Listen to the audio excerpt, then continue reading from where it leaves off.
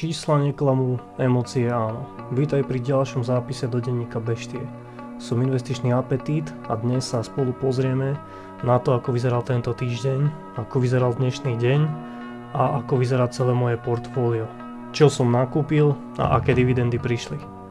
Takže poďme sa na to pozrieť.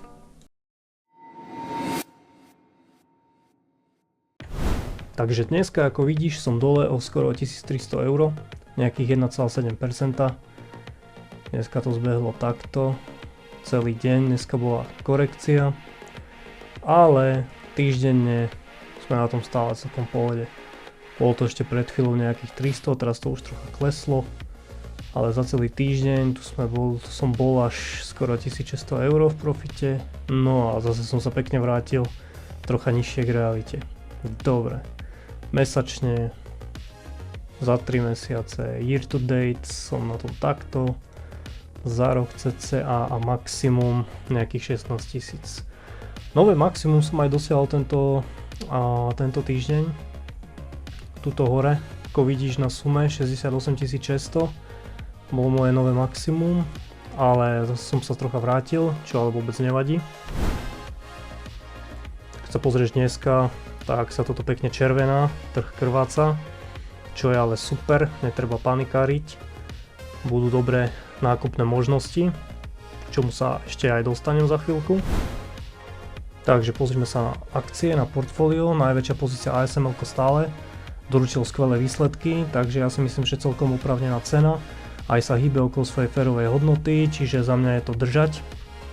Keby to náhodou ešte kleslo nižšie, o dosť nižšie, tak no, ja by som už teraz neprikupoval, ale čisto iba kvôli tomu, že to je teraz moja najväčšia pozícia, je to skoro 12% portfólia.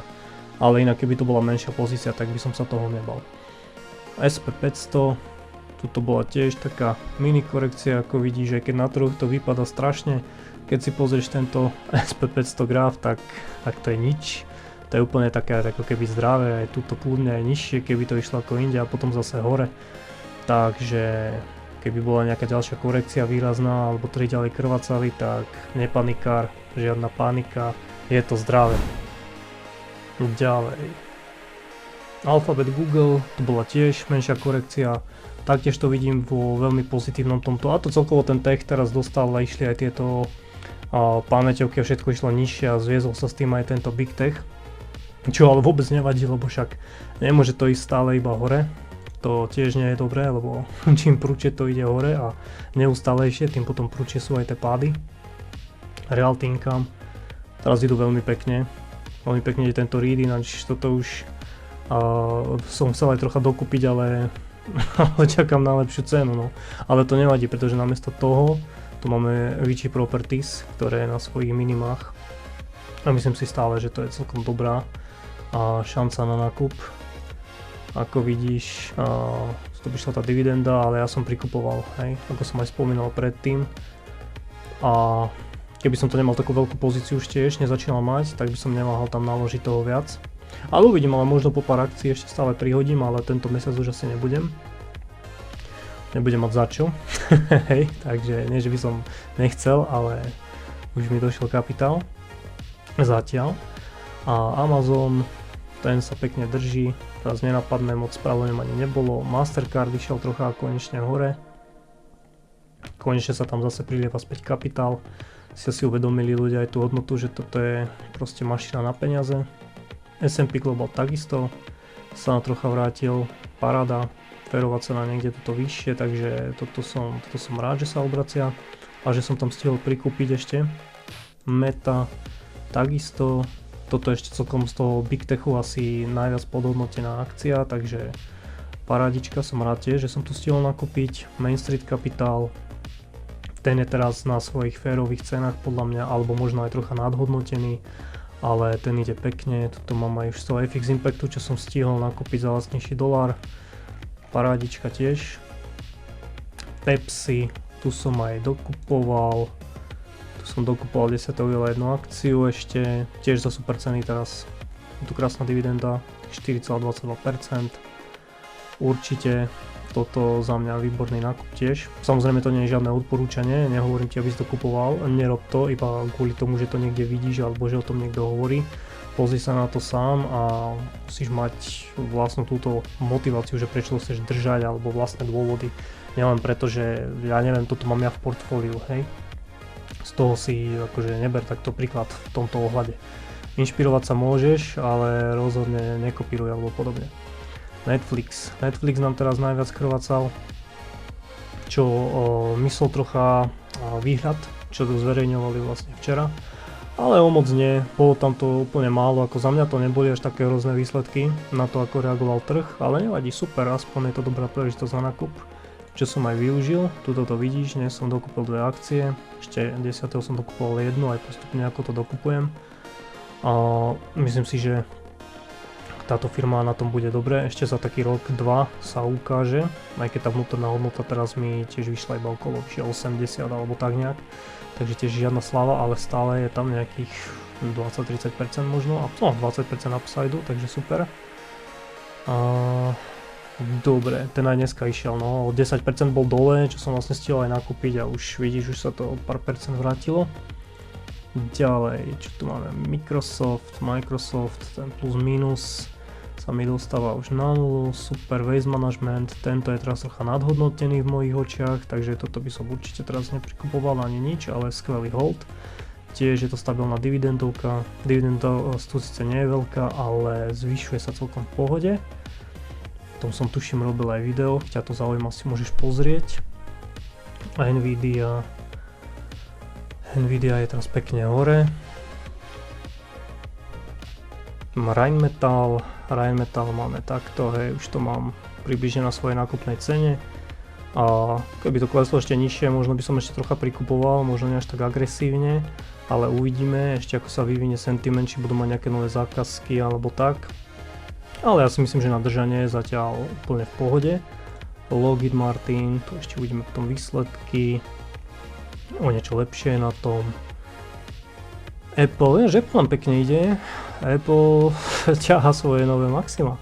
To je úplná parádička. Na to, že skoro nikde teraz o ňom nepočuť ani nič, tak potichu to tu valcuje v podstate celé teórie. Tu aj ľutujem, že som nenakúpil viac, no keď som ho nakupoval Apple, no to ľutujem, hej, po vojne každý generál, že? 8. januára som nakupoval 24, čiže si zoberieš, to je sem niekde.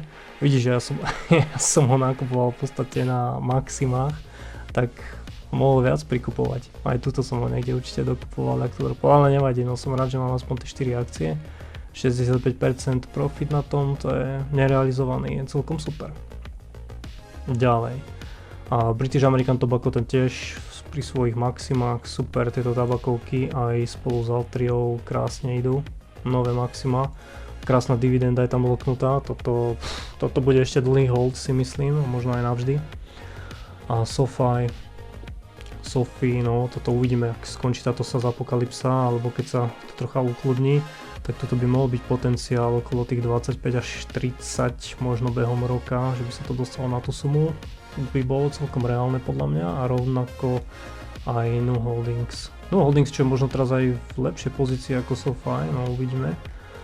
A tiež celkom podhodnotené akcie. Palantir, ten si stále ide teraz svoje. Ten sa asi nedočkám.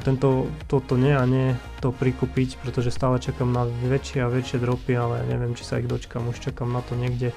Som ho odpredával niekde tu niekde som ho odpredával, tuším, na tých 80. Potom ako vidíš to vystrelilo, som ľutoval, že som odpredal toľko akcií, mal som ich dosť. Potom som ďalšie ale odpredal niekde aj tu. No a chcel som to skúšať týmto tradovaním, ale nie je to pre mňa, no nie tradovaním, ale tým predávaním, keď je to hore, a realizovaním zisku, akože neľutujem to, ale zároveň aj áno, lebo mohol som to držať a myslím si, že táto akcia sa už nevráti pod $100 za akciu, a ak hej, tak to nebude tak skoro, alebo na to bude musieť byť teda riadny dôvod. Nejaký proste Black Swan event, čierna labuť, udalosť, čiže niečo nečakané, ako bola korona alebo tak. Akurát pre túto firmu nečakané, no D-Wave Quantum išiel akurát dole kvantovky, čo ináč toto je tiež celkom zaujímavé, lebo na kvantové tieto počítače, tak okrem teda Google čo vyvíja tak chcem byť vystavený aj prostredníctvom takéto menšej firmy a vybral som si na to D-Wave Quantum, mal som ešte aj IonQ, ale ten som vtedy predal a presunul to sem. Stellantis, toto bude ešte na dlho, ale uvidíme. No a Shift4 Payments a Bitmain Immersion, moje rizikovejšie ako keby bety, sasky. Tak to tiež uvidíme ešte, čo z toho bude. Ako vnútorná hodnota nie je zlá týchto firiem. A toto Bitmain záleží od toho Ethera, takže uvidíme, no ako to ešte bude. No okej. No takže si videl nákupy, hej, nakúpal som v podstate Netflix a Pepsi. A čo sa týka dividend, tak za tento mesiac, okrem teda Vici ešte z Altrie došlo, 9.45, to som aj spomínal.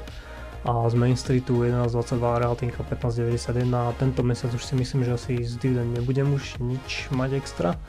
A dokopy to robí skoro 1300. Takže super, parádička. Dobre. Ďakujem, ak si to dopozeral až tu. Uži si víkend a pamätaj, ak máš nazvyš nejaké peniaze, tak neutracaj to na blbosti, ale krm svoju beštiu. Nech si čím skôr finančne nezávislý a užívaš si svoj čas, pretože čas je tvoja najcennejšia komodita.